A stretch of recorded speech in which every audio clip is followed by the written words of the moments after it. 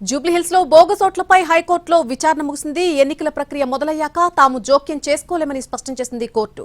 BRS అభ్యర్థి Maganti Sunitha, BRS working president KTR దాఖలు చేసిన లంచ్ మోషన్ పిటిషన్లపై విచారణ జరిపిన కోర్టు ఈసీకి ఎలాంటి ఉత్తర్వులు ఇవ్వలేమని తేల్చెప్పింది.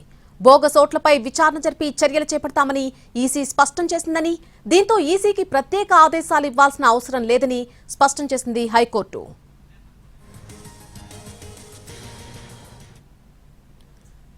ఇదే అంశానికి సంబంధించి పూర్తి అప్డేట్ మా ప్రతినిధి శర్మ అందిస్తారు. శర్మ, ఎన్నికల ప్రక్రియ మొదలైన తర్వాత జోక్యం చేసుకోలేమంటూ కూడా హైకోర్టు చెప్పడం జరిగింది. దీనికి సంబంధించి పూర్తి ఇన్ఫర్మేషన్ ఏంటి? జూబ్లీహిల్స్ ఉప ఎన్నికల్లో బోగస్ ఓట్ల అంశం అన్నది చాలా కీలకంగా మారింది. 3 రోజుల క్రితం కేటీఆర్ సహా బీఆర్ఎస్ నేతలు రాష్ట్ర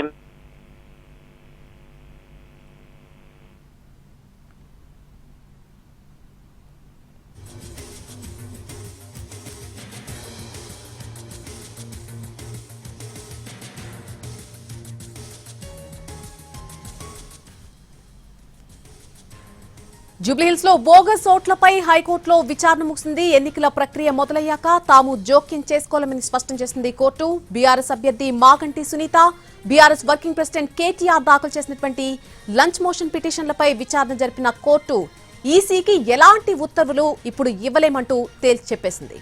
బోగస్ ఓట్లపై విచారణ జరిపి చర్యలు చేపడతామని ఈసీ స్పష్టం చేసిందని, దీంతో ఈసీకి ప్రత్యేక ఆదేశాలు ఇవ్వాల్సిన అవసరం లేదు అంటూ స్పష్టం చేసింది హైకోర్టు.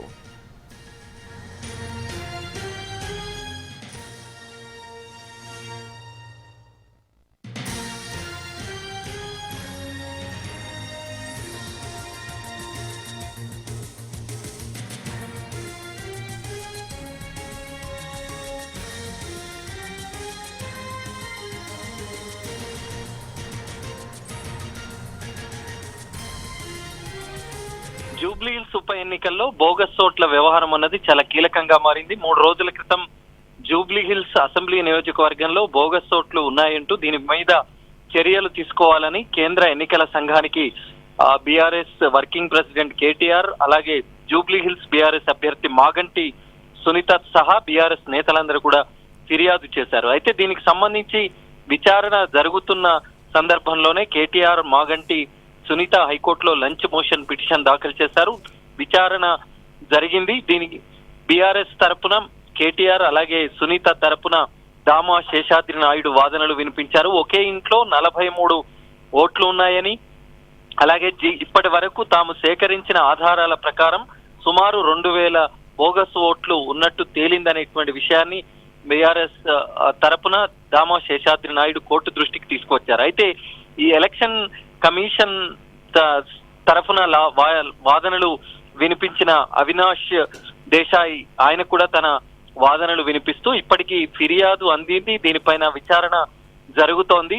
డిస్ట్రిక్ట్ ఎలక్టోరల్ ఆఫీస్ నుంచి నివేదిక వచ్చిన తర్వాత చట్టపరంగా చర్యలు తీసుకుంటామనేటువంటి విషయానికి సంబంధించి కూడా పిటిషనర్లకు తెలియజేశామనేటువంటి విషయాన్ని చెప్పారు.